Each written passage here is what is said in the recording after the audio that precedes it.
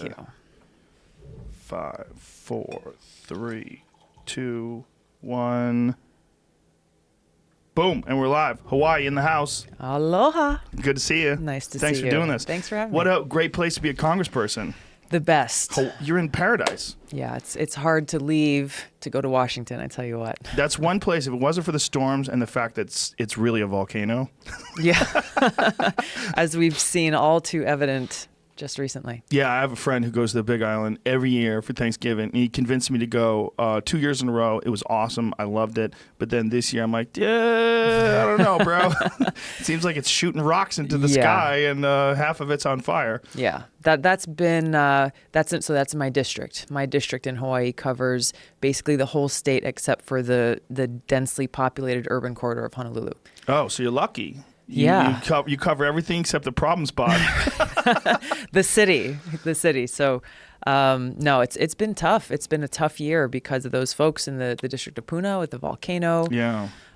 We have gone through a few near misses with hurricanes, some big flooding on Kauai, and now we've got another one that's knocking on our door. Yeah, you guys just, what was it, a level 4 just passed? It was 5. They were expecting it to be down. kind of the same intensity that Puerto Rico and the Virgin Islands saw. So we were really like encouraging everyone to get prepared, getting prepared ourselves, like boarding up all the doors and windows. And then, thank God, it turned into a tropical storm at the end and had a lot of rain. We still had some flooding, but compared to what it could have been, we were fortunate. And then on top of that, you guys had a false alarm where a text went out to everybody in the island saying that a nuclear missile was headed your way, and this was not a drill.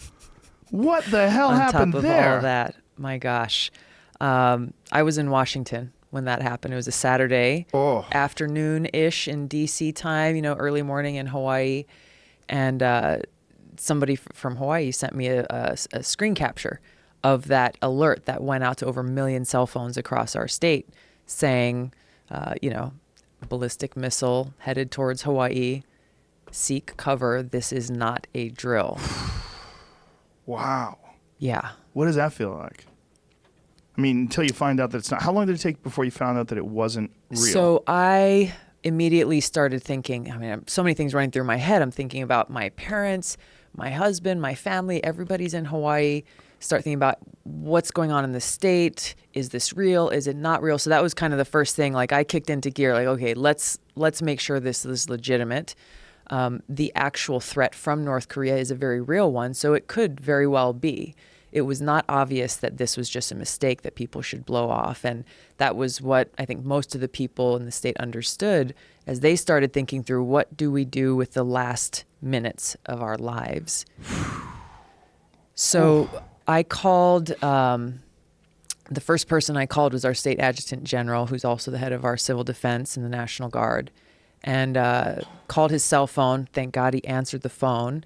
And I said, I got this message, what's going on? And he said, it's a false alarm. It was sent out as a mistake. So I said, okay, I'm going to blast that out. So I got on Twitter and I put that out just saying, hey, this is not accurate. I forget exactly what I said, but basically, this is a false alarm. And then just started getting on the phone, making as many calls as I possibly could. But as I was doing that, I was getting text messages and emails and things from people who were freaking out. How far is Korea from Hawaii? It's over 4,000 miles. But that's not very far for a nuclear for an missile. intercontinental ballistic missile. And knowing progressively, just over the 6 years that I've been in Congress, and this was a major issue that I've been bringing up since I've been there, in just raising the alarm bells that North Korea is increasing their capacity and their ballistic missile capabilities that put Hawaii closer and closer within reach, Hawaii and Alaska particularly. Oof. And that's why, and after people started getting the word that this was a false alarm, I started hearing from folks who just shared their stories of what they went through. And, on the news, they showed the guy who was lowering his daughter down a manhole on the side of the street, his little girl. Oh, God. I heard from another guy who said that, I had one kid in town in Honolulu and another kid in Waianae over an hour drive. And he literally sat there thinking, how am I going to choose which child I'm going to go and spend the last minutes of my life with? Because you're either driving in one direction or the other. Wow. There's so many stories of How did it happen? Guy clicked on the wrong alert message on his computer screen. What did he ultimately wanna click what on? happened. The one that said, "This is a drill." Did he have like no glasses on or something, I or was he don't- just and stoned? there's so many theories, and his story has changed a few times, and of Oh, course he's great. the subject of major investigations, and then after a while he got fired. He's actually suing, saying he was wrongfully terminated, and all Oh, my this goodness. stuff going on. And If ever there was something you could be fired for, how Yeah. could you be wrongfully terminated for that mistake? yeah, that's my question. To understand the magnitude of your decision. I mean, Yeah. that is a giant fuck up. Yeah. Oh my God. But I think it really woke people up.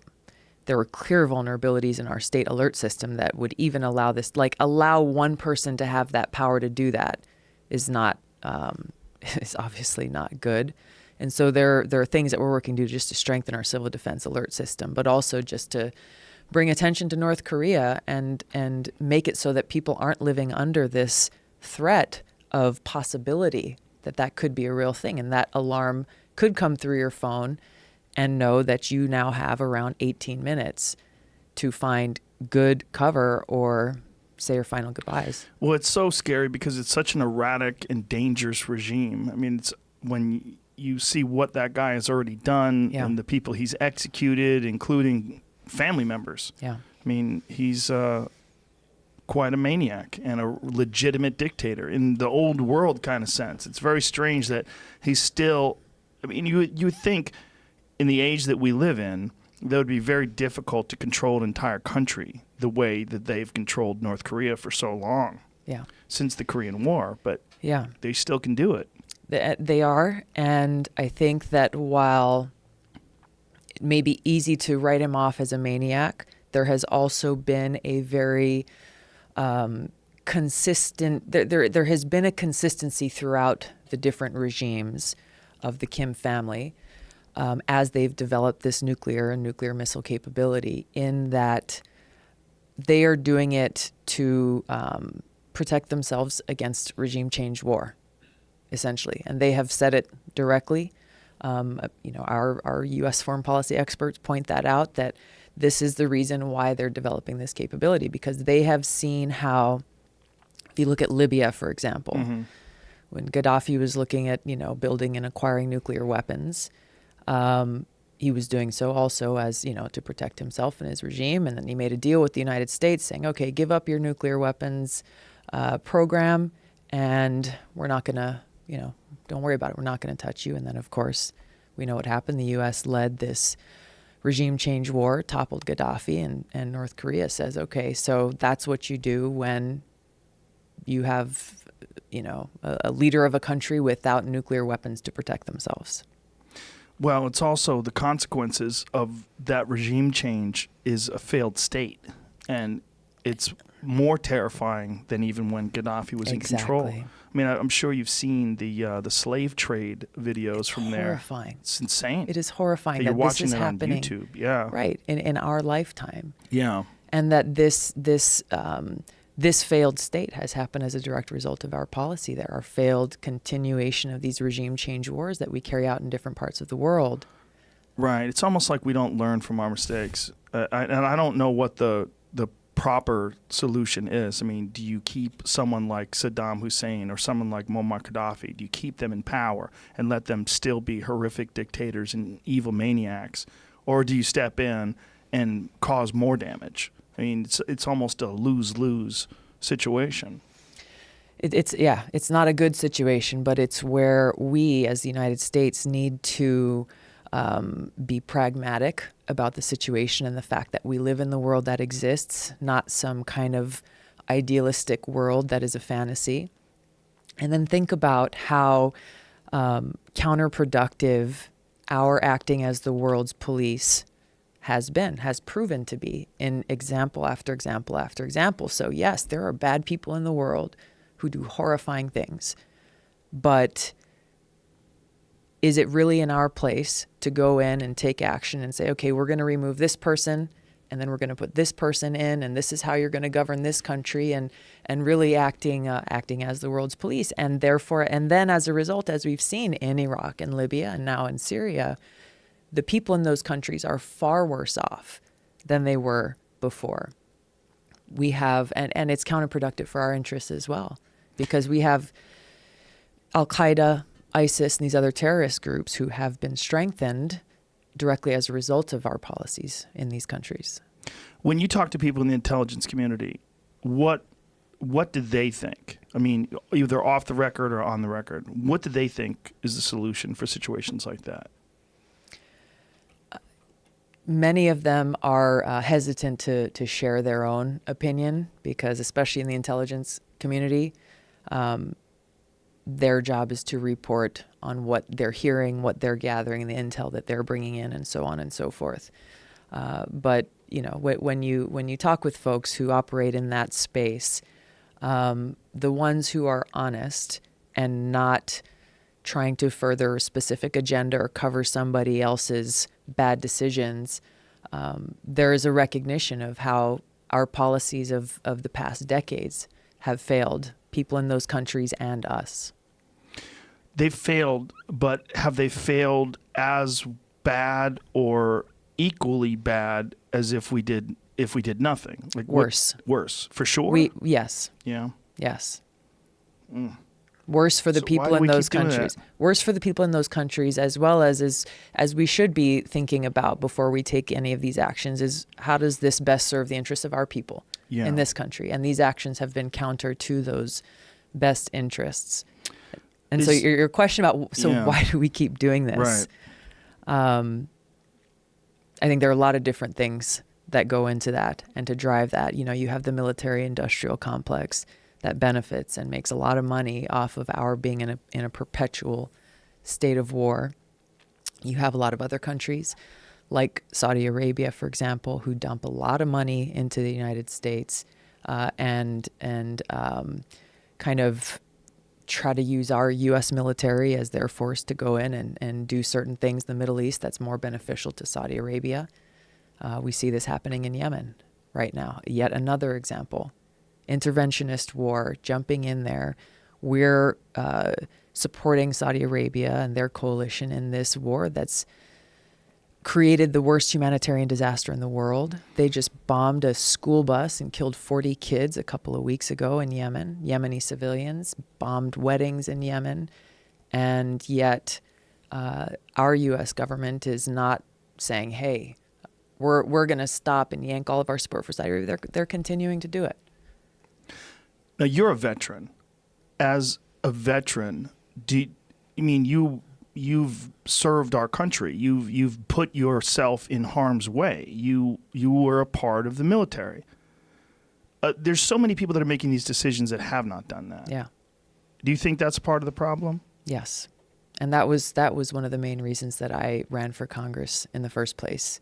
Having come back from my own deployments to the Middle East with the Hawaii Army National Guard, experiencing and seeing firsthand the cost of war, both on our troops, on our friends who didn't make that trip home with us, as well as on the people in these countries where we were. And I came back and saw just the cavalier attitude that a lot of politicians take to making these decisions. And I worked in a medical unit in my deployment to Iraq. We were in a base about 40 miles north of Baghdad, and our base where we were was nicknamed Mortaritaville because of the constant, almost daily mortar attacks. And every day, part of my job was to go through a list of all of the American injuries and casualties that had happened the day before, to try to see if there were any of our close to 3,000 Hawaii soldiers who had been hurt, and to then make sure that they were getting the care they needed either in country or get them evacuated as quickly as possible. And just going through that list name by name every day whether there were people on there who I knew personally or, people who I would never meet, and knowing about the family members and the loved ones, moms, dads, kids at home who were, stressed out every day, fearing getting that phone call that their loved one had been hurt or worse, killed in action. And I wondered then, how many of these politicians who make these votes and who make these decisions actually think about this or who lose sleep on this. Do you think a solution to that would be mandatory military service for people who are in those positions? I don't. You don't? No. What do you think the solution is? Because as a soldier, I don't want somebody in my foxhole who doesn't want to be there. Right. First of all, I think it's, having an all-volunteer force, which we have, is a positive thing. I think that the American people need to impress upon their leaders the importance of taking these decisions very seriously, that if they want to represent the American people and make these decisions for our troops and for our country, they need to understand who pays that price for the cost of war. And yes, it is every single one of our service members, both those who pay the ultimate price as well as those who come home with both visible and invisible wounds, and who will continue paying that price for a very long time to come. But also every one of our communities filled with people who may not have worn the uniform, but who've had trillions of dollars taken out of their wallet to pay for these counterproductive interventionist wars. As we, in Hawaii, for example, struggle to put air conditioners in schools where kids are trying to study in over 100-degree heat. As we deal with massive infrastructure problems, people in Michigan, they just shut down the water system in a bunch of schools in Detroit because they have lead and poison in the water for the kids. So the kids are not able to use the water fountains at school. So we have major infrastructure, major challenges and issues. And so making sure that leaders are held accountable for the decisions that they're making is ultimately what needs to happen. One of the things I like about you, and one of the things I've liked about a lot of your interviews, is you're an obvious, genuine person. Like, if you're not genuine, I'd be very shocked. That's very rare. So when you're talking about these politicians and having these people being held accountable, it's a real problem, but one of the problems with politics and one of the problems with public speaking and being charismatic is a lot of these people are just really good at being full of shit. And because they're really good at being full of shit, a lot of slack-jawed dum-dums out there buy into it, hook, line, and sinker, wave that flag and kiss those babies, and they vote these dummies into office. And this happens time and time again. Yeah. So saying these people need to be aware of the consequences, or that need to be held accountable, I firmly believe there's more sociopaths than we really think. I really do. I think if you look at the general consensus is something like, what is it, 1 out of 100 or something like that? What do they think it is? Maybe more. I think it might be 10%. I think there's a lot of people that get through life doing things and getting away with things and not doing things that are going to cause them either danger or social consequences, but they manage to get through life with a song and a dance. Yeah. But they're not genuine. And I think this is a giant problem with people that want to be in a position of power in the first place. Yes. Like, why does a guy like Donald Trump want to be the fucking president? When you have billions of dollars in the bank, like, what are you doing? Yeah. Why are you doing that? Yeah. Well, there's a weird motivation that a lot of these people have. And that motivation is to be the Uber, to be the king, to be the top of the heap, to be the queen, whatever it is. I don't know how you change that in those people. I don't think making them aware of the consequences of their decisions is going to work. It's just the type of people who they are in the first place. I think you're not wrong. However, I've just seen over the last few years the level of awareness amongst people, amongst voters, has been increasing as there are more and more kind of non-mainstream media outlets that are shining light on these kinds of issues. And when you say non-mainstream, meaning, do you think that mainstream have been holding back? I think that especially, I think that you only get a certain narrative. Right. And it depends and it changes based on what channel you flick to or whatever. Because if you vary in that narrative, then you get less access.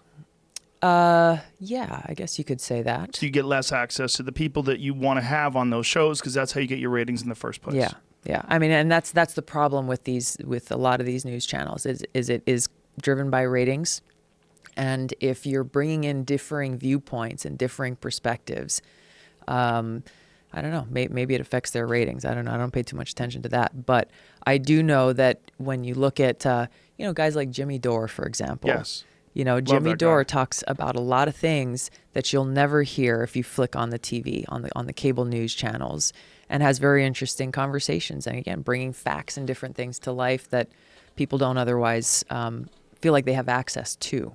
Well, there's way more of that today than there ever has been before. Exactly. And that's where I see there's opportunity. And because the more people are learning, like, holy crap, this is what you're doing. This is the consequences of those decisions, because there's a ton of votes that happen every single day in Congress that most people don't know about unless you're really following it closely yourself, which is that in itself is a job that CNN, MSNBC, Fox News, they're not covering. So really a lot of kind of these alternative sites and voices are coming through that are helping to inform and educate people.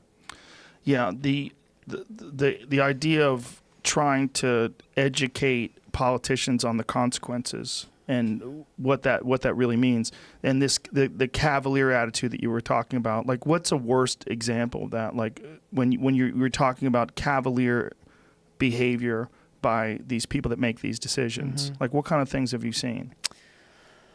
Well, I'll speak to something that happened most recently. I think there are probably a number of examples, but just a couple of months ago in the big defense authorization bill that is kind of one of the only must-pass pieces of legislation in Congress every year, there was a 3-page provision that was kind of put in there without really any debate in the committee or anything like that, that would essentially authorize the United States to go to war with Iran. Now, you would think something like that with that magnitude would be kind of a big deal. You would want to have hearings. You would want to be a question on strategy, objectives, costs, like all of these different things. That didn't happen. So when this bill came to the floor of the House, where all 435 members of Congress have the ability to vote yes or no, I just put in an amendment that would have deleted those 3 pages from this big thousands-page bill. And basically those provisions said that Congress is authorizing the Secretary of State and the Secretary of Defense to create and implement a strategy to counter Iran. Not just come and, hey, bring us your strategy and let us talk about it and see whether or not we agree and approve. It was giving the power to the Secretary of State and Secretary of Defense to create and implement a strategy to counter Iran. Extremely dangerous and a blank check to essentially start a brand new war that currently has not been declared. I introduced this amendment. I don't know if you want to take a guess on how many people voted for it. How many? 60. 60. Why wouldn't they? Exactly. Why would they want that blank check? There are some people who legitimately do want us to go to war with Iran. Well, who are those people? You don't have to name names. But there are. I would say it's a bipartisan feeling. And why do they want that? Because Iran, they feel that Iran is a threat to both the United States and Israel, and Iran is and has been for a long time. They feel a menace, I guess, essentially, and our enemy. Even though Congress has not declared war, even though our country just signed a nuclear deal to make it so that they can't build a nuclear weapon, it gets to a point where it seems like hysteria. But again, it's not based on an actual thinking through tactically and strategically and responsibly what we're actually doing and what our policy is. Are you one of the younger people in Congress? Yeah, you could say that. There's a handful of us who are under 40. Not many, small handful. And is that, I mean, you're a person who, what are you, like 37? Mm-hmm. You you're not allowed to ask ladies usually, but you're a congresswoman. Politicians are an exception, I guess. Everything has to be on the table. We have to be a certain age to run for office, so you know. Right. Well, how old do you have to be president? 35. Oh, so you could get in there. Yeah. Have you thought about it? A lot of people. Means yes. A lot of people have been, especially with everything that's going on, have been kind of urging me to consider it. Yeah. I'm focused on home. I'm focused on Hawaii. Right. Want to do my very best to be able to serve them and our country, and This seems like it's too much work too. It's a lot. It seems like too much. It's a lot. It ages the shit out of people. It just does. Those morph pictures are always interesting disturbing. to George see. Bush is one of the weirdest ones. It's like, whoa. And Obama was a rough one too. Yeah. Yeah. I mean, it just does. Yeah. All right. There's no getting away from that. And if it doesn't, then they should probably then arrest you're probably not doing You're your a vampire. job. Probably a monster. Got a secret sauce somewhere. Yeah. Yeah. I mean, it's you're in a crazy business. But I think to that point, just talking about that how few younger members of Congress there are. One of the things that I did when I first got elected is I started something called the Future Caucus, and it was a bipartisan kind of millennial-focused caucus, saying that we as a generation recognize the need to work together, to drop all the hyper-partisan crap that is tearing this country apart, and focus on solutions and actually solving problems. And so, different people have come and gone in Congress, but I think what's exciting now is that there is a lot more energy, interest, and activity, I think, from young people in this country who may fall in different places on the ideological spectrum of politics, but recognize that, there's no reason why I should give my voice to someone from another generation who has no idea what our challenges are or the challenges that we will face from the decisions they made and left behind. When I see someone like Jeff Sessions, and then I see someone like you, obviously you're in different, different realms of the ideological spectrum, but there's a big difference between someone who formed their view of the world while the internet was active, and that's you, versus this crazy old asshole who thinks that people smoke marijuana are bad people. Yeah. I mean, it's a weird thing when you see some of these old guard. They're a relic of the past, but yet they're still in a position of power and control, and they're making these decisions based on this old world that really doesn't exist anymore. Yeah. And there's so many different ways that actually has a very real impact. And I think some of the hearings that we've seen most recently dealing with Facebook and Twitter and Google are a perfect example where you have people asking questions and it becomes very obvious quickly. Yes. They don't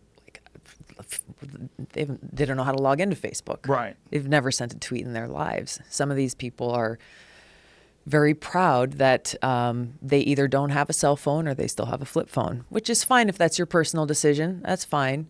But if you're the regulatory body that should be exercising oversight over how technology is rapidly changing the world that we live in, right, you got to know something about it or surround yourself with people who do.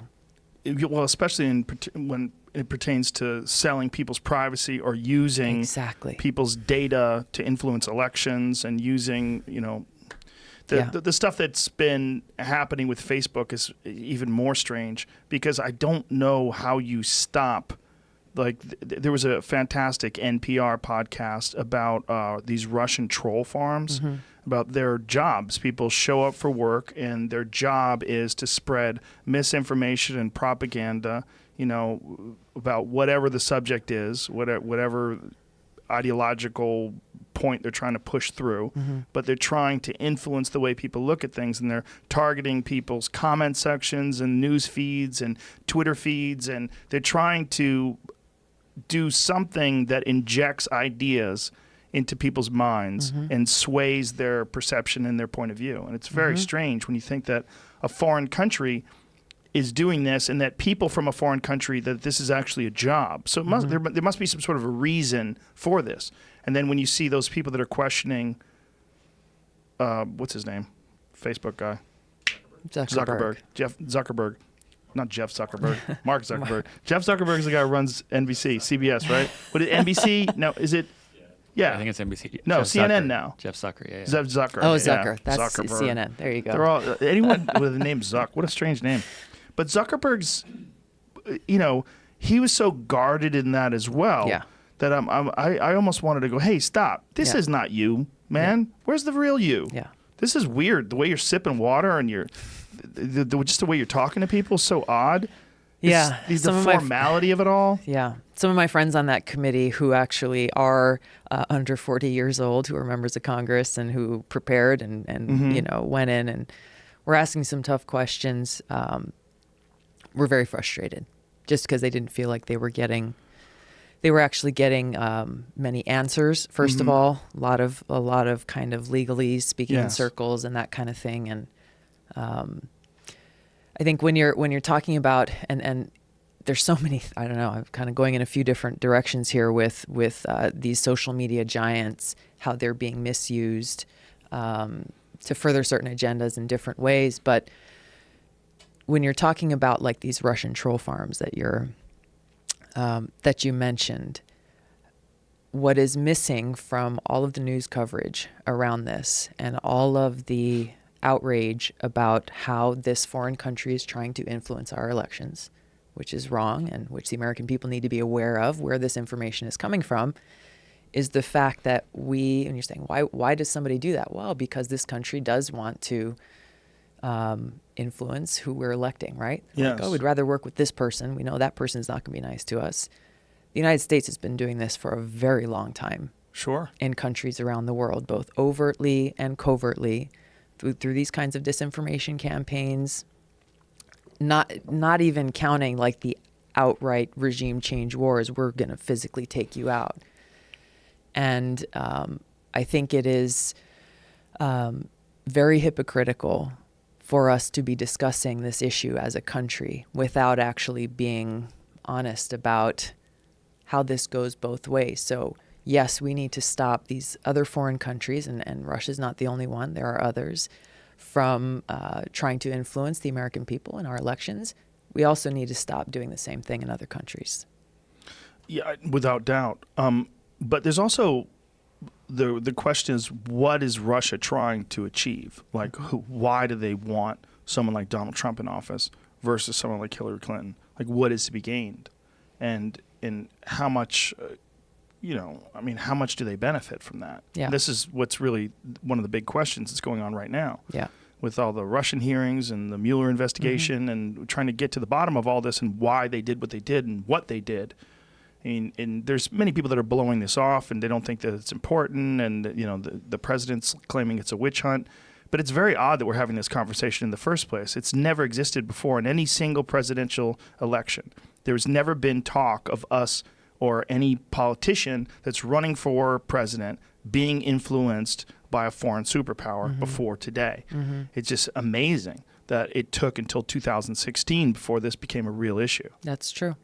That's true. I mean, there's talk about Hillary and uranium and all kinds of other different issues. And, I'm not a giant Hillary Clinton fan. And one of the reasons why I'm not is I think she's a politician, and I don't think she's a genuine person. I just don't. I think you get to a level of lying and the way they conduct themselves and the way they've been doing it for so long that they don't even think it's a bad thing. It's just a thing you do.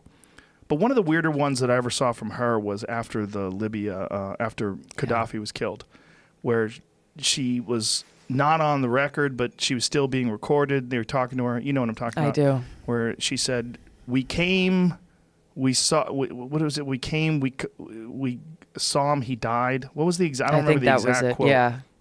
We came, we saw, and he's dead, or something like that. Yeah, and she was laughing. Yeah. Like literally laughing. But this is exactly what I'm talking about that cavalier attitude within Washington. And, Right. and for me, that was really the main reason why in 2016 I was a vice chair of the Democratic National Party. As an officer of the party, you're supposed to stay neutral in these Democratic primaries. But it got to a point where I felt I stepped down from that position, resigned as vice chair to endorse Bernie Sanders, largely because of the huge difference in their worldviews with Hillary Clinton's very hawkish interventionist foreign policy and track record. Libya is a very prominent and recent example. Iraq is another, and Bernie Sanders, who generally takes a more non-interventionist worldview. That was an issue again, like as you're talking about, people weren't really raising the differences. They're saying, oh, she was Secretary of State, so she's great on foreign policy, but not actually looking at what is the actual policy. Right. And what kind of judgment would either of these individuals have when they're serving in that most important job of commander-in-chief? And that was a very key difference. And that was something I talked about a lot as I campaigned with Bernie around the country. And that was something that I saw and heard from people in, big cities, small towns, Midwest, North, South, East, West, people who appreciated just being told the truth. Well, there was also the speeches that she gave where she wouldn't give up the transcripts for those gigantic paid speeches that she gave in front of bankers. Wall Street. Yeah, which is crazy that that's legal. I mean, that is essentially, look, there is no way she is so entertaining. I mean, we're not talking about a Jay-Z concert or Kevin Hart isn't doing stand-up. They paid her $250,000 to talk for an hour. Like, that's not real. Okay, they're not really paying you $250,000 because you're so awesome. They really want you to talk for an hour. This is some sort of a bribe. This is some sort of a deal. You're making a business arrangement. There's no question about it. There is no way that it's that valuable. Yeah. It's just not. Her talking for an hour. What a hot ticket. Jesus, how do I get a hold of that ticket? I mean, that is crazy. Yeah. The fact that someone could play that off as if this is a legitimate business transaction, that's nonsense. Yeah. And there's a direct correlation there, though, with Wall Street big money in general, as you're talking about that influence on politics. I was talking with a guy who's, what do you call himself, a recovering kind of finance guy from Wall Street who's left and has now come here to LA. And he talked directly about that. And we were talking about how even after 2008, all the too big to fail banks, they were bailed out and people are suffering. They're losing their homes, their pensions, and all of this stuff. These banks are bigger today than they were back then. And over time and even over the last few years, Congress is slowly, and this is not just Republicans, there are Democrats who are on the take too, who are taking this Wall Street money. And you're starting to see these bills pass, peeling away the very small amount of regulations that were put on after that crash to get us back to an even worse situation than we were back in 2000. Why? How could we allow this to happen? There's a ton of money that's coming from Wall Street and funding politicians' campaigns, lobbyists who are there helping to write the legislation or kill the bad bills. And again, who's talking about this? No one. Right. Very few people. How do you stop that, though? Like, how do you stop the funding their campaigns, A, and then the paid speeches, B? Those two things alone, if you could just cut that out and say, no, you have to be legitimate. I mean, that love or hate Bernie Sanders, you've got to respect the fact that guy never took any money from anybody. That's right. And he said, I'll give you all my transcripts because I don't have any. I didn't get paid to do any speeches. Yeah. And he's clean. Yeah. I mean, this is the reason why he can say that. And Hillary just ignored it. Yeah. I mean, she just didn't respond. She didn't say, I'll give you the transcripts, because all I said was, I love America and we're going to fix everything and you bankers are dirty. But it's just... Yeah, they don't pay you to call them names. No, exactly. But it's just so strange that it's not strange in terms of the real obvious benefit. If you're going to be a politician and you want to run for office, it's incredibly expensive to win. So you need some money. So you have to make deals with people who are willing to give you some of that money, and you've got to figure out a way to be able to do this and still convince the people that have to vote for you that you're on their side. Yeah. And this is where that narrative is being disproven, that somehow if you run for office and if you want to serve people within that political realm, that you have to go and kowtow to the corporate interests and the people with the big money in order to be able to fund a campaign, in order to win, so you can do good work for the people, but also you told these other guys you were going to make them happy too. I don't take any corporate PAC money or contributions from PACs or lobbyists or anything else. And there are more candidates running this year. There's over 100 candidates running for Congress this year who have sworn off any of those types of contributions and who run their campaigns fueled by individual donors. Whether it's people giving $5, people giving more if they can give more. and they're winning. There are a number of candidates who are showing that they're outraising their opponents who are backed by PACs and lobbyists. They're raising more money from people who are giving these small dollar contributions and disproving that power balance where the people really do have the power if we stand up and get engaged and involved. What do you attribute that to? What's the change? Like, what's causing this change? I think a big change happened when Bernie Sanders ran for president. I think he did a lot better than he first expected that he would. And the fact that he was able to raise, in some cases, more money than Hillary Clinton in certain quarters. He was very competitive, and all of that came from those small dollar individual contributions. He talked about it, $27 is the average contribution that he got, and that was kind of a rallying cry at a lot of his events. But I think people through that experience really woke up to their own power in this democracy. And that to have a true, strong democracy, it really does take us all doing our part in whatever way that we can. If Bernie called you up tomorrow and said, I want you to be my vice president, would you be down? We'd have to have a conversation. Come on, man. What would the conversation be? Well, he can't.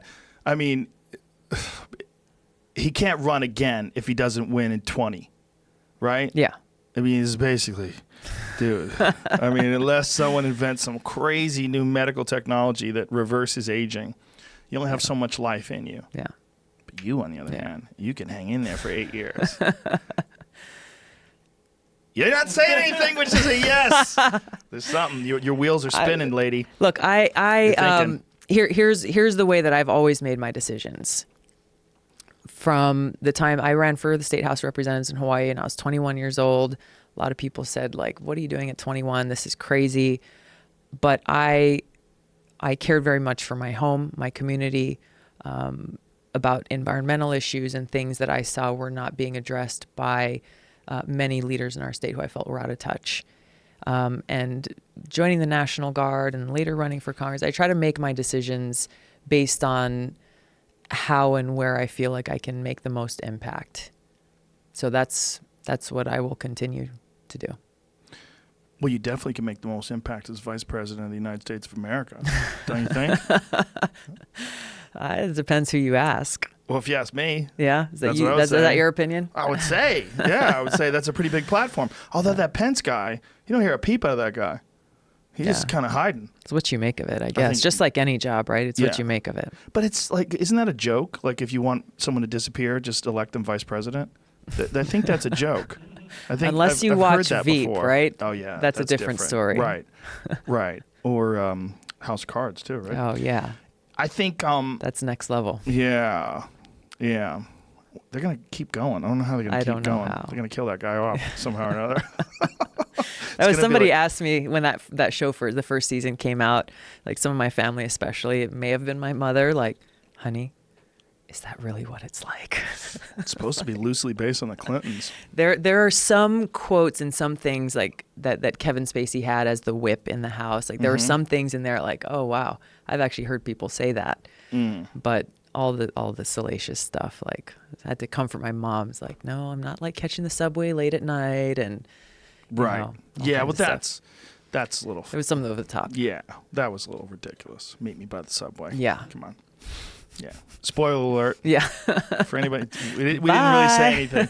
But that was a long time ago. Yeah. But for a lot of people, that is their education on politics. Yeah. Unfortunately. But it's just such a complicated process. If you're a person that has, a full-time job and a mortgage and kids and maybe you got a hobby and you're supposed to be paying attention to these people that are running the country or running whatever it is, running the Senate or anything political. It's just too complicated. It's tough. Like what you were talking about with these bills that get passed that have these hidden agendas deeply written into a 1,000-page document. How can a person who has 3 kids and a mortgage and a 40-plus hour a week job plus commuting, how can they pay attention to all this? No, it's very hard. And that's where you come in. Yeah. And like I try to put stuff out on Twitter and Facebook and Instagram, social media, because most of us are on those platforms. And as you're scrolling through, like maybe you're going to see that one thing like, hey, Congress just passed this bill making, deregulating fracking and liquid natural gas that's affecting your water and your air, and connecting the dots between what can seem like very out of touch policy wonky things to, okay, how does this actually affect you, your family, your kids, your house, educate, like the things that really do take up most of people's time and consciousness and care on a daily basis.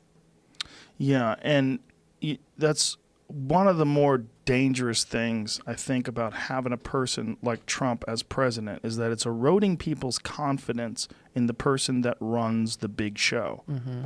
Is that that's one of a number of things that have eroded people's confidence. I think if you take that one step further and look at how people's confidence in our entire election system has been eroded, when you look at all of the vulnerabilities that exist, a lot of the stuff that's being talked about now. Do you mean in terms of electronic voting, like the machines? Yes. Or yes. Yeah. I think overall people doubt whether or not their votes matter, first of all. Did you see the documentary Hacking Democracy? No, I didn't.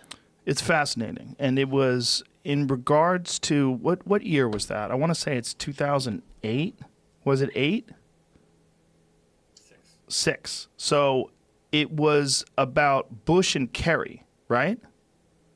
Was it Bush and Gore? Was it Bush and Gore? Whatever it was. Yeah. Well, it's both elections, actually. Oh, yeah. Okay. But it showed how there is built-in third-party access. So it's literally built into the system that a third party can influence the count. Yeah. And they showed how they did it in the actual documentary. They used these machines and influenced the results. Yeah. Yeah, I mean it's what to speak of the DEF CON hacking conference that just happened, or happens annually in Vegas, but they just had one this year a couple of months ago, maybe a few weeks ago, where an 11-year-old girl hacked into a replica of Florida's election system and changed the outcome of their election in less than 15 minutes. There it is. An 11-year-old hacked into U.S. voting system replica in 10 minutes this weekend. 11 Wizards. Years old. Well, that's American ingenuity, ma'am. That's what we do here. We breed them young and smart. Hire that kid. Exactly. She's got a bright future. Yeah, right. There's tons more like her. Oh, there's probably millions now. I mean, kids growing up with computers from the time they're little and learning coding, like they're learning the English language. Mm-hmm. And just like the drive and kind of the thought process and that kind of desire to take things to the next, not just say, oh, okay, this is an iPad, this is how it works, that's fine. It's like, oh, how do we make the next generation of this? Yeah. How do we break this and make the next better thing? But we can bank online, right? Yeah. Why can't they vote online? Why can't they make all this as secure as they do banking? Well, you still see every now and then bank fraud. Well, yeah, there's bank fraud, there's direct bank fraud, but you also see banks get hacked. Yeah. And yeah, they've got their reserves and all that other stuff, and they try to deal with those vulnerabilities and try to stay ahead of them. But even the technology that banks use is not foolproof. Right. And when we're talking again about voters having confidence that when they take that time on election day, take off from work or school or whatever, and go cast that vote, that it's going to be counted and counted accurately. Like, this is what's at stake. If people don't have confidence in that, then we are in serious trouble. So one thing that I introduced a bill a few months ago based on last year's DEF CON hacking conference results that really showed the best way to secure our elections systems, the actual systems themselves, is either use paper ballots or have a voter verified paper backup if you're going to use an electronic system. So you have an electronic system and then a voter verified paper backup. Right. So if there's any dispute whatsoever, then you go to the paper. You go to the paper. And if they don't correspond, you go to the paper. Yeah. So in Hawaii, for example, you can choose, when I go vote, I can grab a paper ballot, traditional, or I can go to the machine, which I usually do, go through and make my selections. And before I hit the final submit ballot button, there's a little printout that pops up in a little window that shows my voter number, who I selected to vote for, so I can actually check the paper myself before hitting submit.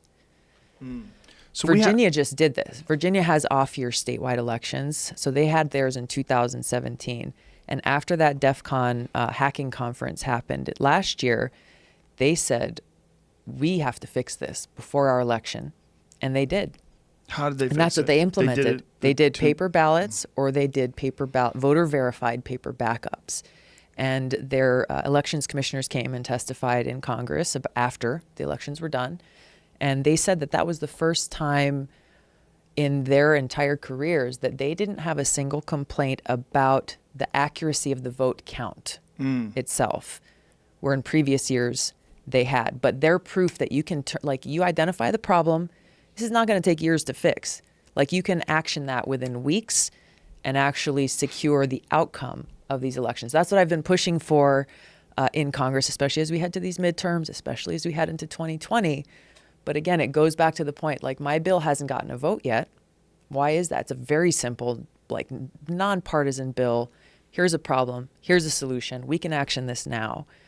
But you have leaders in both parties who are just continuing to fight and fret and moan and groan about how we have all these vulnerabilities in our elections, but not actually doing anything about it. So using it as a partisan kind of political football. But again, why don't you actually solve it? Why do you think they don't solve it? Because it's issues like this that help with fundraising, and they help kind of motivate people, and they worry people, and they bring all these fears about. It's good for ratings. It's all these different reasons that frustrate people, frankly, who know about it when they're not actually seeing, deliver results. You're talking about a problem now for months. Congress has been talking about this for months. Where's the results? So you think they actively are ignoring the potential solutions, or that they literally want to keep this problem going? That's a good question. But we have been talking about this. A number of outside kind of election security experts have been talking about this. Some of the hackers have been talking about the fact that the only way you can secure an election is by using paper.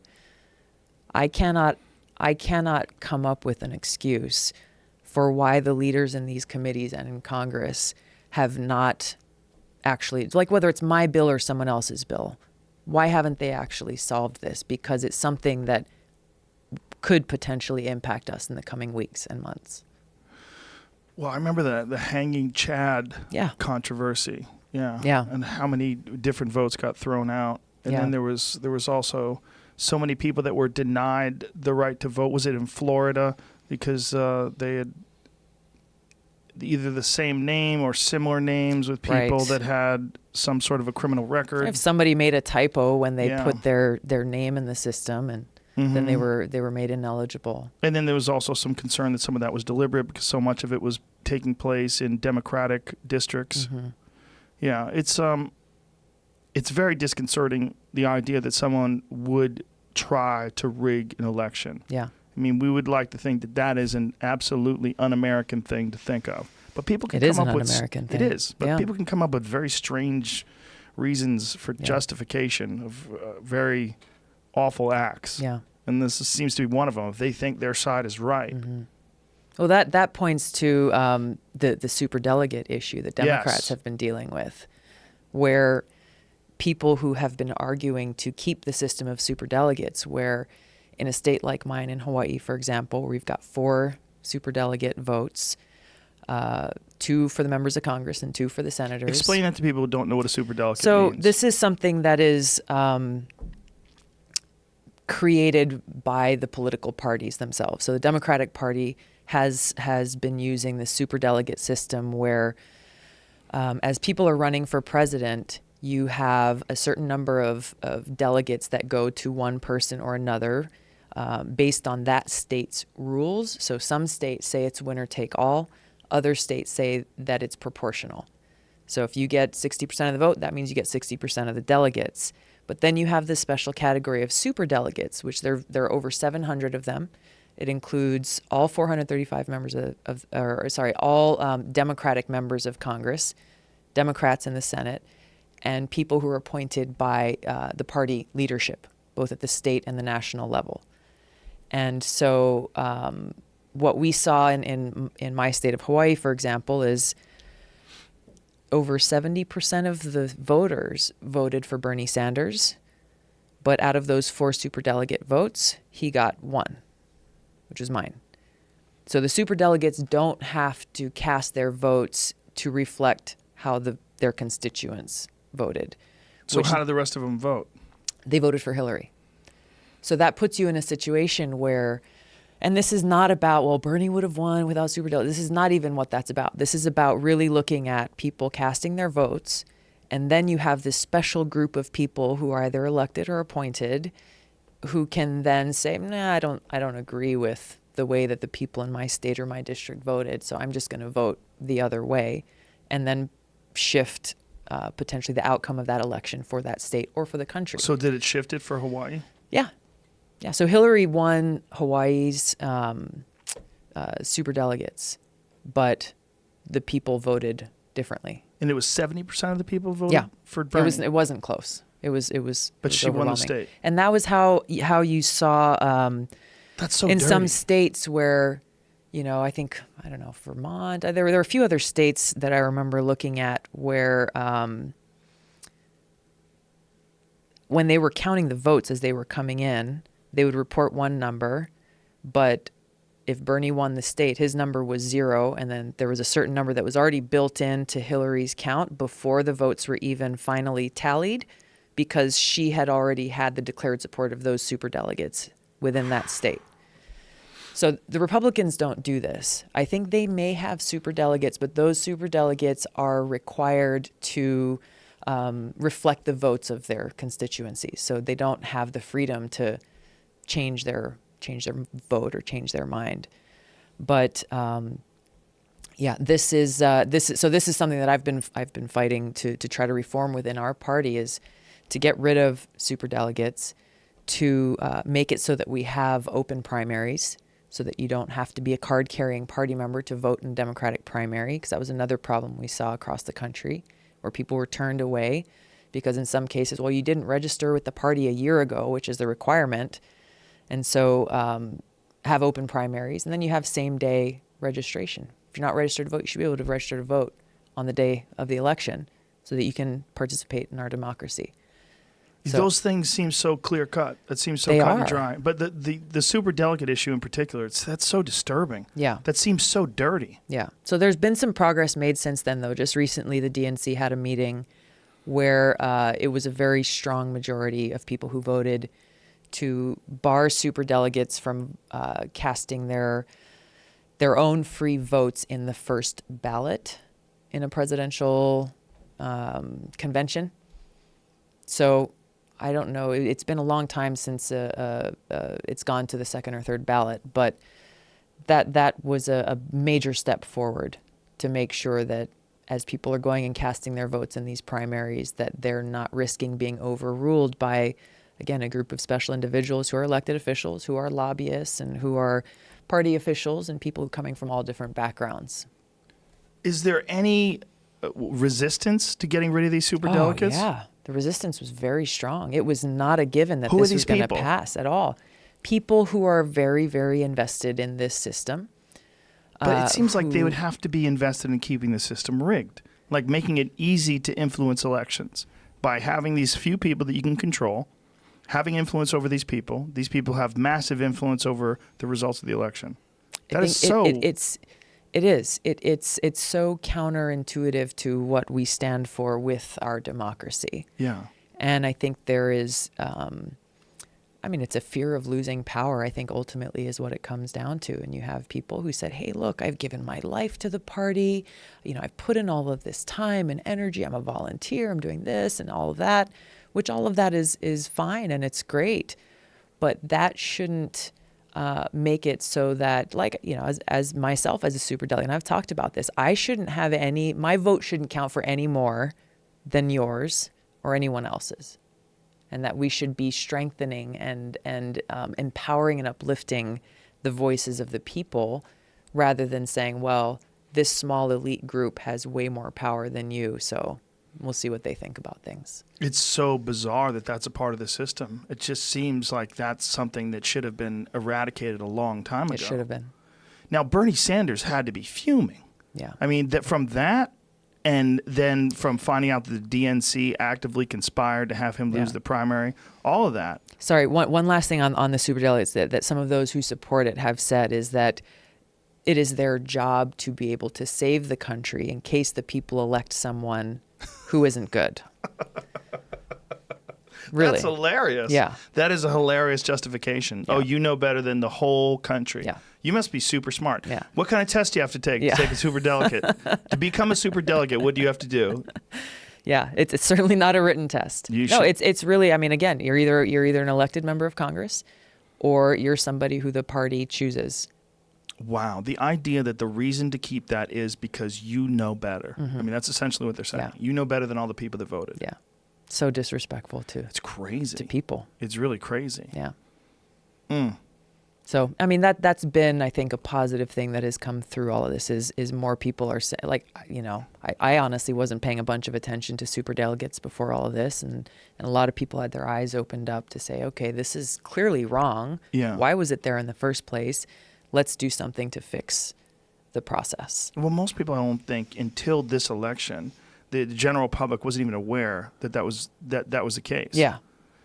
And then when, people find out about it, they go, wait, what? Yeah, They can just exactly. decide to not vote the same way the people voted? Yeah. And then the state can lose? Yeah. Or, I mean, the person can lose the state, even though 70% of the state voted for that person? Right. That's insane. Yeah, it is.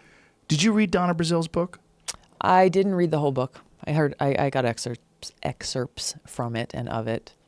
I was shocked that they conspired to have Hillary win the primaries. I was more shocked that more people weren't outraged. Yeah. What does that tell you? It tells you that people have sort of resigned to the idea that this is a corrupt system, Yeah. that they don't have time. I mean, it goes back to what we were saying earlier, that, people are exhausted. Yeah. Most people. Mm-hmm. Most people are exhausted.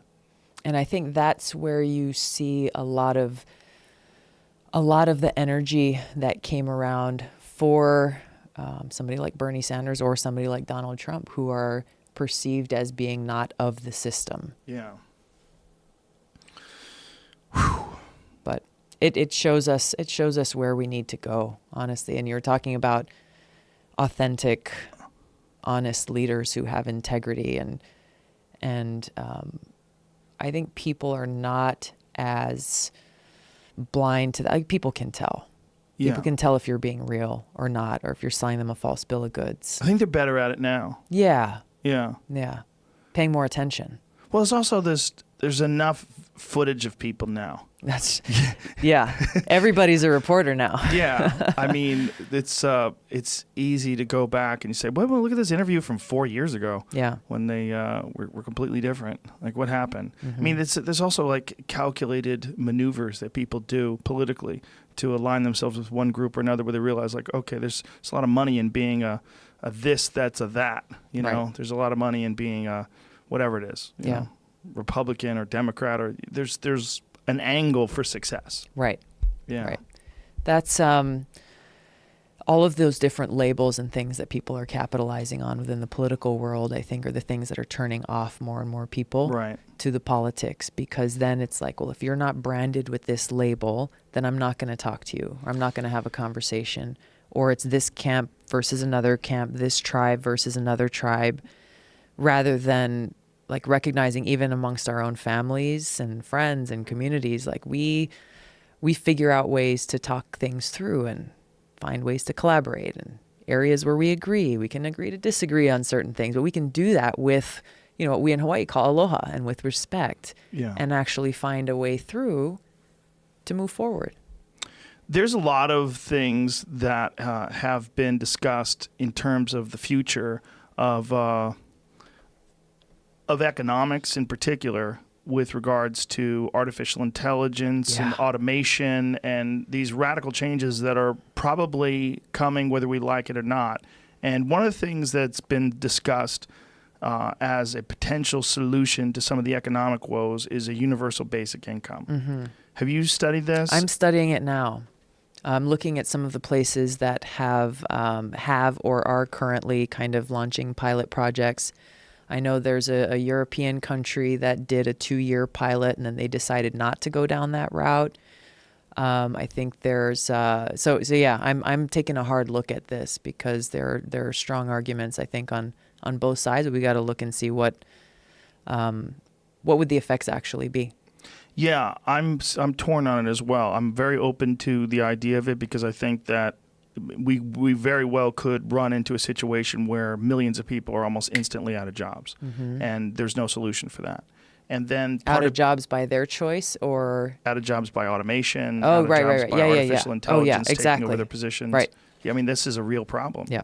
And I don't think it's gonna happen slowly. Right. I think that problem's gonna stumble onto us very quickly. Yeah. And we are not prepared for this.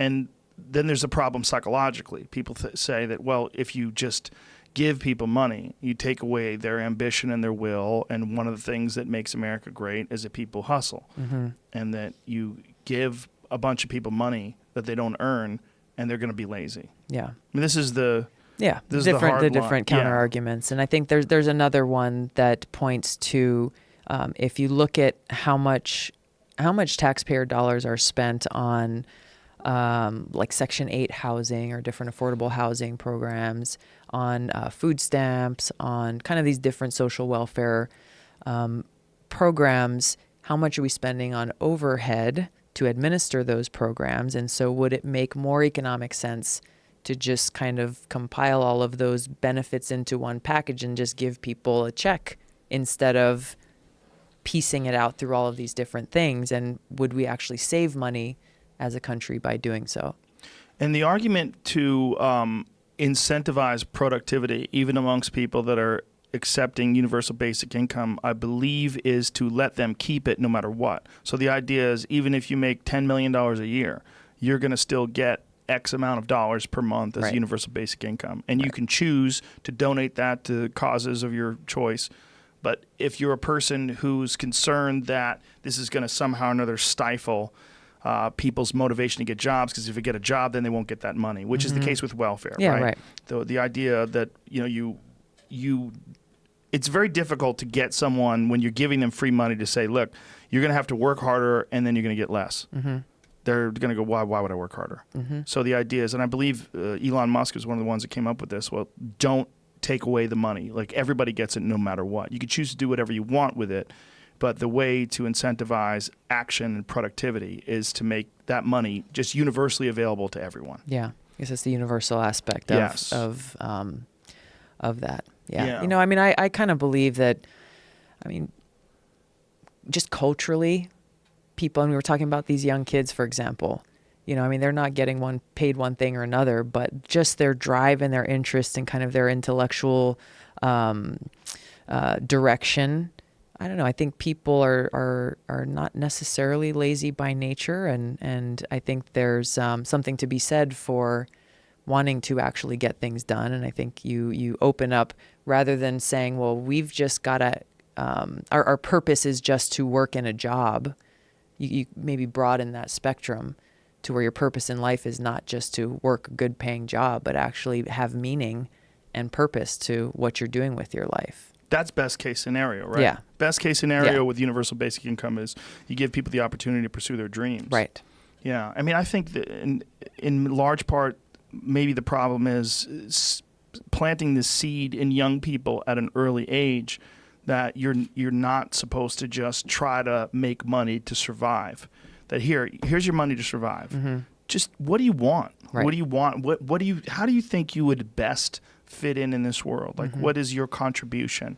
What could you do? And I think that opens it up into kind of how we view education in this country, and how there's all this drive towards, well, you've got to get a college degree, you've got to do this, you've got to do that. But really, there's a lot more where people aren't asking those questions, like, what do you really want to do with your life? Asking that most important question of purpose. Yeah. And seeing, well, getting a bachelor's degree or master's degree or whatever, that may not be what you want or how you feel you can best use your time or your skills. And whether it's vocational training or doing something else, or be starting up a business right away or anything else, I think we just have to broaden the spectrum here, so that we're not so tunnel visioned where we're saying, well, you're going to have to go $60,000 in debt because you've got to get a college degree, of which you will have no guarantee that you will get this high paying job that you are hoping to get, so that you make lots of money, and then you end up wasting your life wondering, what the hell did I do with myself?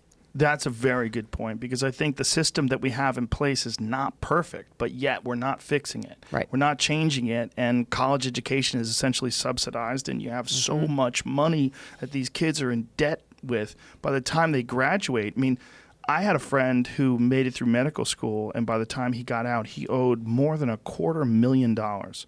I was like, that is fucking crazy. Yeah, it is. And he's like, when people talk about doctors and they talk about doctors being greedy, he goes, you have to understand that so many of them are struggling just to stay alive. They're struggling just to pay their own bills and keep the lights on. The reason why they want to see 20, 30 people a day and just keep pumping in the numbers and just constantly, do whatever they have to do, whether it's operations or whatever it is, and that they're not considering the overall health and welfare of these people and looking at all these different solutions, whether it's nutrition, or maybe there's a way to avoid surgery, or maybe there's a way to, figure out a way to strengthen your body first before we do this, or maybe we alter your diet, and maybe you're not getting enough sleep. Let's take that into consideration, and what kind of pills are you on, and how are they negatively affecting your health? They don't have the time for that. Yeah. They have another person that's waiting, and then another person that's waiting, and they have to keep those people coming in because they need that money. Yeah.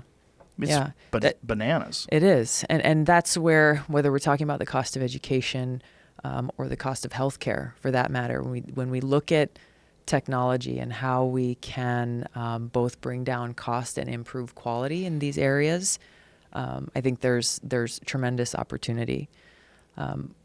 In Hawaii, there's a pilot program on the Big Island right now called paramedicine, where current Medicare reimbursement laws say that as our EMTs go out in an ambulance to pick up somebody, they will only get reimbursed if they pick up that person and take them to an emergency room.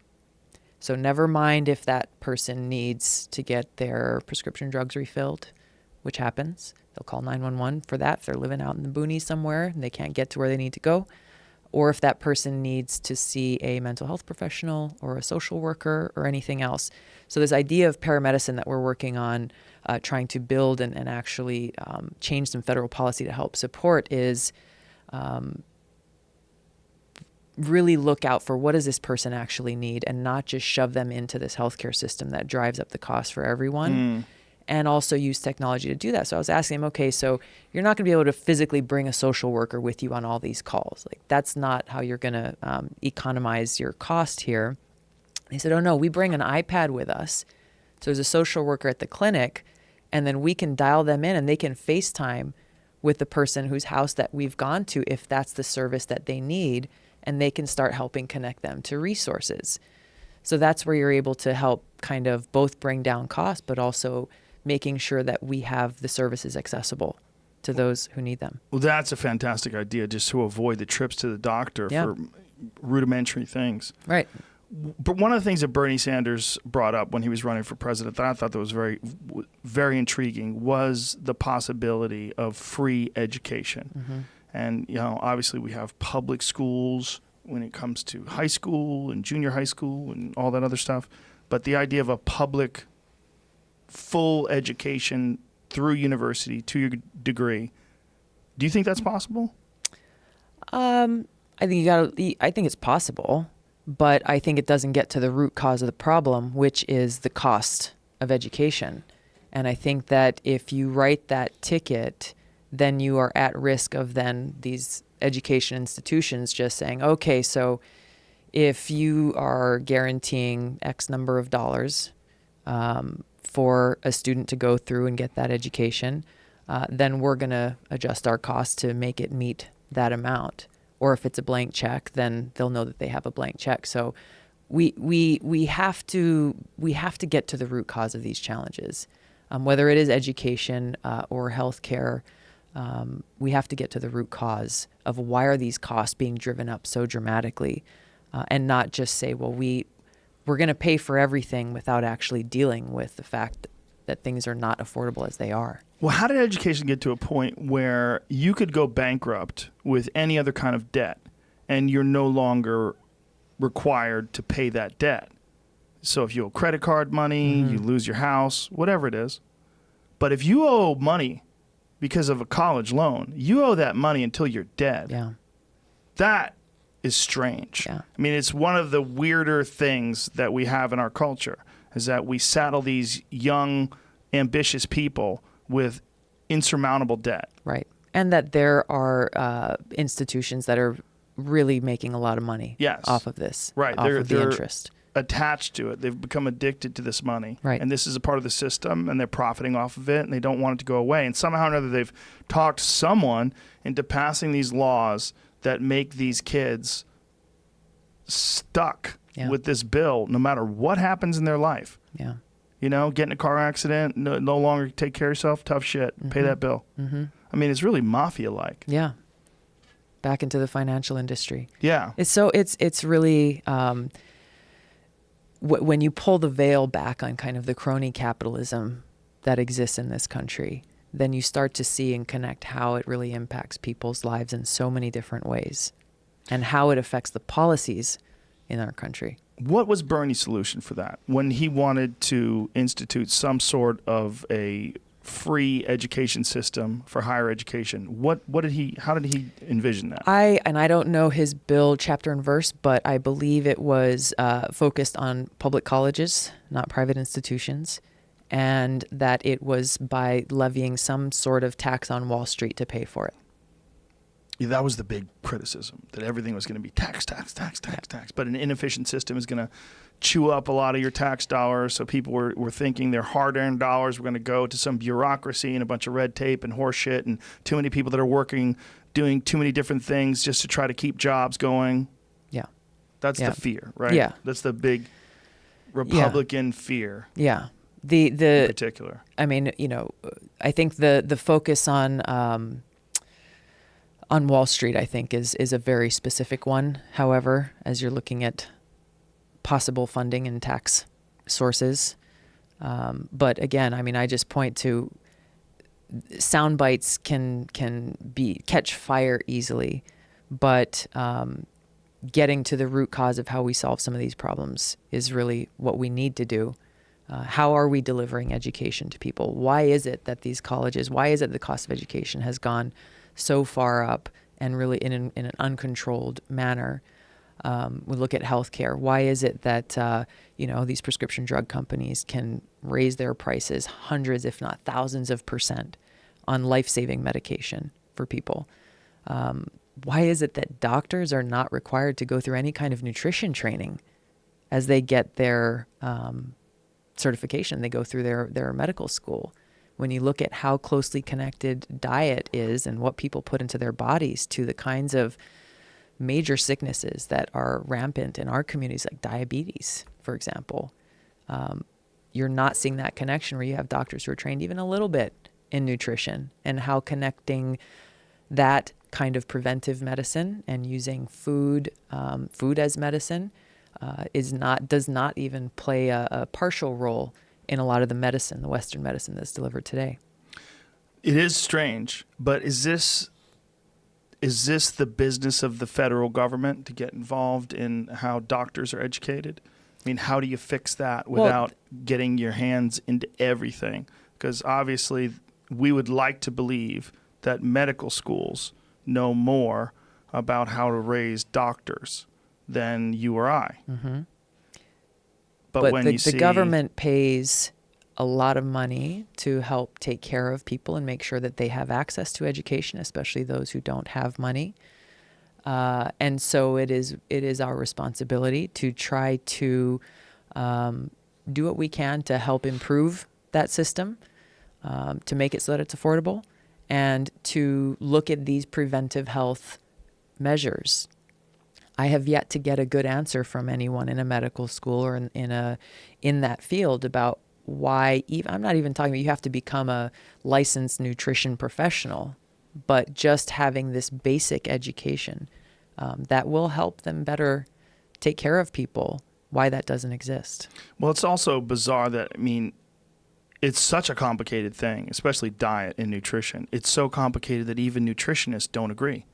I mean, you have experts in nutrition that, I mean, I'm having a bunch of debates coming up in the future, 2 of them at the end of this month. One, a vegan doctor versus a former vegan paleo scientist who believes that organ meat and eating animal meat is the key to health and happiness.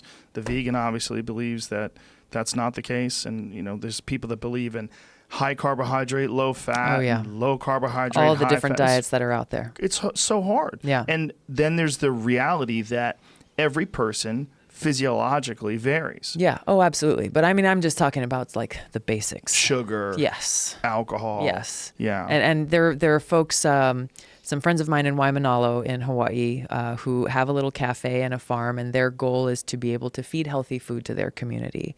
And so one of the things that they do is they identify people on the island who, are dealing with like 30-plus-year-old guy who's dealing with major heart failures already and who's obese and dealing with weight and diabetes and all these other issues, and helping people like him change their diet. So they provide free meals to them for, I think it was like 3 months, and they have a doctor who's supervising and monitoring what the effect on their body is. And my friend Malia, she told me that one of these guys who came in, she's like, you should try to eat more salad in your diet. You should try to eat at least once a day. You should have a salad. And he's like, oh, no problem. I eat mac salad every day. Like mayonnaise, macaroni salad. Macaroni salad? Yeah. He thought that was a and salad? like legitimately that he's like, oh yeah, no problem. Like he really meant it. It's like, no problem. I I eat like how mac you said that salad in every a day. Hawaiian accent too. As a staple, right? Wow, he thought But macaroni salad was right. salad. So that's what I'm talking about. The basic level of just like, Yeah, eating nutrition fresh understanding. foods and, Yeah. cutting out sugar and, minimizing fried foods, like those kinds Right. of things. We can't take for granted that everybody just knows this, Right. especially when you're brought up in a certain way or a certain kind of culture or whatever, that may not be something that you're taught. And But the that benefit really to all of does. us Right. as taxpayers is that you're going to have Exactly. less healthcare costs. If you're People- preventing right. people from getting sick, Yeah. then you are lowering the cost of highly escalating healthcare. Right. And we're also looking out for each other. Because there's Exactly. information that we're distributing. That, listen, you want Right. to have your loved ones live longer and be healthier and not Improving be quality of life. incapacitated. My Yes. gosh, just the Yeah. time that you'll get with your family and with your kids and being mobile and getting out and around and so using the example of these people in Waimanalo, that's what they've seen with the folks that they've been able to help is about education and like here's how you could eat in a healthy way that's good for you, and seeing how that is impacting those individuals' personal health and their families has been really life-changing for some of these guys. Now, as a congresswoman, what other bottlenecks are you seeing that you see in the system that you would like to change or fix? Civil liberties is one that I have and continue to be focused on, in an area where there is bipartisan support. When you look at a lot of the abuses that we have seen and continue to see in agencies like the NSA and in the post-Patriot Act world where laws were passed licensing warrantless spying on Americans, that is an area where we still need to make a lot of changes. Criminal justice reform is another. And this is one where uniquely right now, I think there's a moment in time where you have organizations like the ACLU partnering with the Koch brothers, very conservative Koch brothers, coming at and supporting the same pieces of legislation to end the federal marijuana prohibition, to deal with sentencing reform, to deal with prison reform, and to make it so that we're not constantly cycling these same people through our prison systems, and that we're not throwing people into already overcrowded prisons who have no business being there. Yeah, those are really important points, and I'm glad you brought that up. I've heard argument that the wiretapping and that this surveillance program is necessary to prevent terrorist activity. Does that make any sense to you?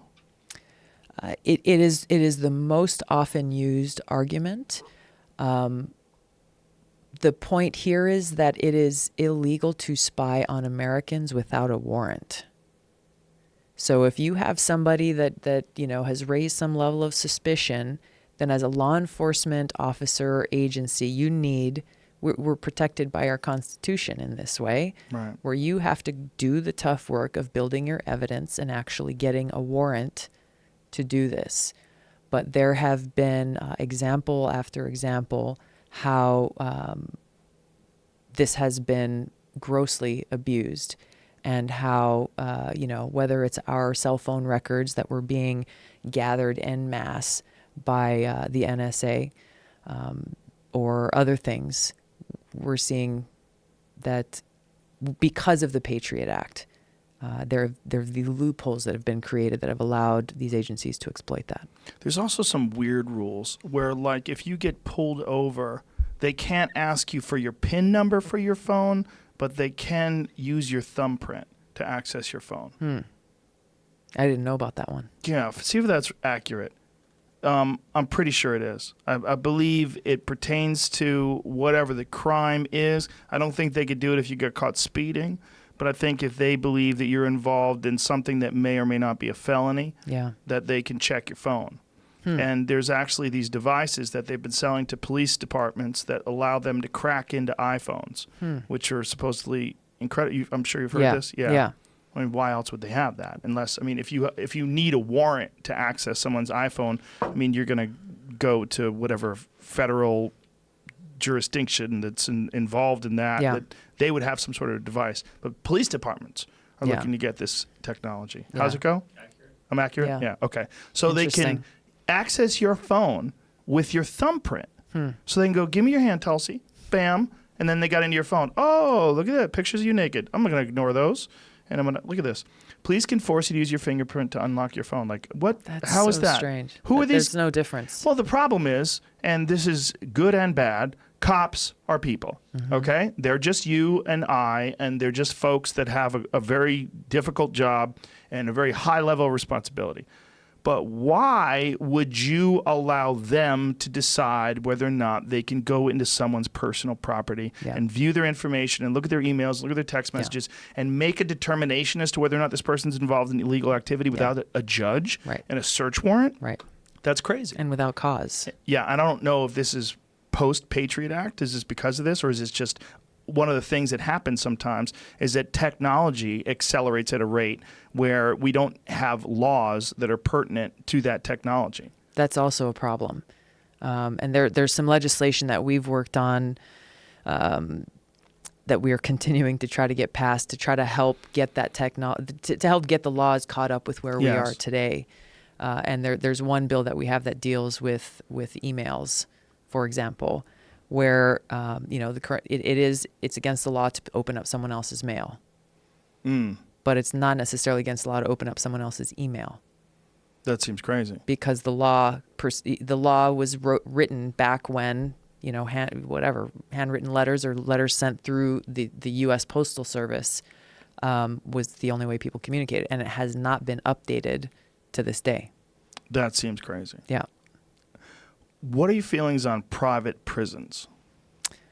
When you're making money off of keeping people in prison, then you have a serious problem. The fact that we have a criminal justice system that is so broken that we're allowing these corporations to make money off of keeping their prison beds filled, we are doing a disservice to those people, to our communities, our family, and every taxpayer who's paying money for these private prisons.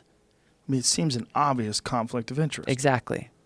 You have no incentive whatsoever to actually, help rehabilitate people, help provide people with transitional training, with drug rehab, with all of these other things that can help people who have been incarcerated for one reason or another leave and never come back. And that's one of the bills that one of the good news stories that actually has happened recently in Congress was we passed this bill called the First Step Act that deals specifically with this prison reform issue to help make sure that those who don't belong in prison, like nonviolent drug offenders, don't go there in the first place, and to make it so that those who are there and those who are the returning, the returning inmates, we're actually addressing what is it that you need to make so you don't keep coming back. And that was something that faced some opposition on both sides of the aisle. But again, it's one of those examples where when you focus on, okay, we may come at this from different directions. Like some folks are more concerned about the social cost and the impact on families and communities and how you're criminalizing people. Others are more concerned about the fiscal impact and how much money we're spending on these people cycling through our prisons. Regardless, we both want the same outcome, which is less people in our prisons and bringing down the costs, both economic and social. And so that was a bill that we passed through the House. It's sitting before the Senate right now, but it has support from the White House. And ironically, there is a Republican senator in the Senate who is the #1 opposition against this bill. It passed, like, I don't know, there were over 300 members of the House who voted for it. So there's some hope there, but there's some work to be done in that area. How did we get to this situation? How did this whole private prison thing happen before people even realized it took place? You know, I don't know the exact history of who made it happen or who, allowed for this government contract to take place. But I think the sick part about it is that you have people who recognize that they could make money off of people who are going to jail. I'm sure you're aware of that Pennsylvania judge who was sentenced, who was he was irresponsibly and wrongfully sentencing young people to jail for profit. Yeah, and so people would think, well, you're never going to see that. Mm-hmm. That's not going to be, that couldn't be real. But this is one of the real problems with profit, with the idea that you can make profit off of having people in your cell. Yeah, having people in your cell. And when you look at all of the other impacts of that, and this is what I often talk about when we talk about ending the federal marijuana prohibition, is look at how it is impacting the lives of those individuals who will now have a criminal record. We'll follow them everywhere. Look at how it's impacting their children, their family members, their opportunities for their future, and how these impacts are often very, very long-reaching and impact a lot of these other social systems and programs that exist, and how much more prevalent these arrests are than most people realize. Yeah, and then there's the economic windfall that takes place when you legalize it. Right. That's the only thing that you're seeing, or these states are voting for, because they realize there's massive amounts of tax dollars that they can make. Right. I mean, I think Colorado is 39% tax on huge. Recreational marijuana, and people are like, okay. Yeah. Like, they just pay it. Yeah. Because even then, it's still not that expensive. That's true. Yeah. It's what to speak of. I mean, the people who are actually benefiting from this, especially, these kids with epilepsy and those with other medical disorders. I've met with families in states like Iowa, for example, met with families and met with their kids who, they are breaking both state and federal law in Iowa, where even CBD products are not legal. Yeah. And so they're having to find ways to get it there, and they're trying to fight this within their own state to change the laws. But, these people who consider themselves conservative Republicans are talking about this issue that they feel is a life-saving issue for their children. Well, once you see people that have cancer, that can't eat, and they're going through chemotherapy, and you realize that that is maybe one of the only things you can give someone that given their appetite back. Exactly. When you see children that have severe autism, and one of the only things that can stop their seizures is medical marijuana. I mean, do you realize there's so many different things that we could help people with? It's not just about getting high. No. I mean, there is personal freedom issues that you really shouldn't be able to tell someone that they can go get whiskey, but they can't get marijuana. Absolutely. Because it's foolish. Absolutely. And it's ancient. I mean, it's one of those really, we're stuck with these legacy laws that were perpetrated by people who were doing it just for profit. And it's not that this is a grand mystery. The writing is all, you could read it all. Yeah. We know exactly how it all took place, and we know why prohibition was enacted. And it wasn't enacted to save the public. It wasn't enacted because we were really worried about people. It was people trying to profit. That's exactly right. And the same thing is happening now with this opioid epidemic, how there are states that have legalized either whether it's just medical or full legalization. There has proven to be a direct correlation to a drastic reduction in opioid-related deaths in those states where people have access, again, either to medical or non-medical use of marijuana. And you see, you wonder, okay, if we know this and everyone, the leaders in this country are so concerned about this opioid epidemic, Why hasn't this been brought forward? You learn about the prescription drug companies who make a lot of these opioids, who are now making the other prescription drugs to help wean people off of the opioids. And so they're making money on both ends of the spectrum without really any care for the person there, and their welfare and their well-being. And meanwhile, people are dying. Their lives are being ruined by it. Well, then there's also things that are federally illegal, like Ibogaine, which has an incredible result ratio in terms of getting people to kick addictions, whether it's alcohol, heroin, pills. There's clinics in Mexico that people go to on a regular basis to take this one psychedelic medicine that's been shown to have radical results. It's not killing people, yet it's extremely illegal. It's a Schedule I drug in America, and it's one of the best examples. I mean, they're also using psilocybin. I mean, there's a Johns Hopkins study. There's several studies that they're doing right now that they're trying to show that there's a direct correlation between use of psilocybin in these clinical situations where they're curing cigarettes, heroin, all these different addictions with different psychedelic drugs that are Schedule I. There's a lot of work being done right now. MAPS is involved with one thing that they're doing that's helping a tremendous amount of soldiers and people with PTSD is with Mdma, is assisted Mdma therapy.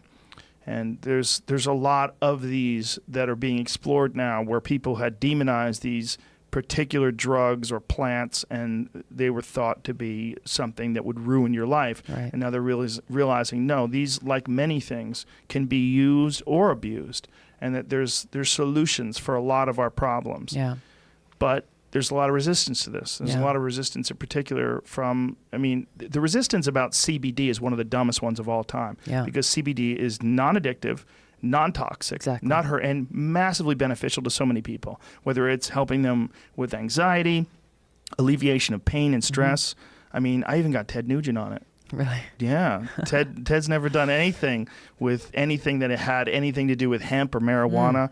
And he's got bad knees. So I got him rubbing CBD lotion on his knees. And he's like, this stuff's a miracle. I'm like, yeah, here we go. If you could talk Ted Nugent into using CBD, That's incredible. there's hope for the world. Yeah. But you just mentioned, whether it's CBD and hemp is another example. Yes. That's something that we're trying to do in Hawaii. I think Kentucky, is another state that's a leader in this. Slowly but surely, the door's opening up with that when they realize it's not psychoactive. It's incredibly beneficial, whether it's for food, whether it's for textiles, whether it's for oil. There's so many benefits. There's a thing called hempcrete where they're making concrete out of hemp. I've heard about this. It's lighter, incredibly durable, flame resistant. Yeah. There's so many benefits to it, and it's so economically viable. It's so cheap. It's a weed. Right. And it grows. I don't know if you ever Really felt well. a hemp stalk. It's one of the most bizarre things because it is as hard as this oak and it's as light as styrofoam. It's so weird. It's an alien plant. Wow. It's a very strange plant. Wow. But, demonized for so long. And one of the things that's kept it from being economically viable and is just people that don't want it to become a part of the competition. Yeah. They just don't want to compete with it. With whatever they're profiting from, whether it's the people that are selling pain pills or the people that are using it for, it was initially made illegal because of paper. Yeah, William exactly. Randolph Hearst got involved in it because he had paper mills. Right. And, he also owned newspapers, so he started demonizing it to get people to think that if we made hemp legal, we were going to have people running around on the marijuana, killing people and jumping out of windows. Yeah, that's crazy. We have, I'm working with a Republican from Florida named Carlos Curbelo. We just introduced a bill to essentially commission a study by the National Academy of Science made up of objective reports and other studies that have been done from states that have already legalized to one extent or another marijuana to compile an independent fact-based report for the federal government on what has come about in those states in every respect, whether you're talking about healthcare, economy, or criminal justice and law enforcement, like every single thing. Look at this in a very diverse way, and to have this entity do it that sits outside of the federal government, because the challenge that we keep coming up against, both at the federal level as well as at the state level in some cases, is they say, well, there are no studies that show the benefits of what good will come about if you end the federal marijuana prohibition. As one example, in Hawaii just recently, the state legislature, House and Senate, overwhelmingly passed a bill to allow opioid addiction to be added to the acceptable things that medical marijuana can treat. So even though medical marijuana is legal in Hawaii, there is a limited list of, the ailments or whatever that you can prove your eligibility. Opioid addiction is not one of them. Legislature said it should be, which I agree it should be, but it was vetoed by the governor, who said, well, those studies aren't proving that this will help those who are opioid addicts. And there's a bureaucratic process that takes a really long time if people really want this to happen. What are the other things that are of concern to you as a congresswoman that you're seeing not addressed, or that are somehow or another still in place when you feel like they should have been eradicated? There's a long laundry list of issues, and I think you can go through each of the major issues that a lot of folks are concerned about and pick those apart and say, hey, here are the things that we need to address and improve in each of those. But I think the conversation that I hope more people start having is about why aren't these things being fixed or addressed? And that speaks directly to people's unwillingness to actually talk to each other, to stop demonizing each other because you're from the other camp, and actually engage based on our common mission of serving the people of this country. And that's something I look back to during my time in uniform, serving in the Hawaii Army National Guard. You got diverse people, diverse opinions, diverse ideas, but ultimately, we wear the same flag on our uniform, and we are focused singularly on that same purpose and mission. And unfortunately, that's what we're missing a lot of in Congress, is the hyper-partisanship, and the political wins too often take precedence over the reason why people in our districts hire us to go and work there. And a lot of that comes from not having a basic level of respect or aloha for each other as people, and instead just saying, hey, it's us against them, pick your label, and that's where the battles are fought. And who suffers as a result? It's the people who are suffering and who are dealing with a lot of the challenges that we've been talking about. So that's something that, I try to bring Hawaii's aloha to Washington, and try to bring that through in the work that I'm trying to do on these different issues, in the conversations that we're having. Sometimes it means you talk with people who you disagree with, or you may have different ideas than they have about how you solve these problems. But even if you're able to come together on one thing, then we can start to see problems actually being solved and delivering results.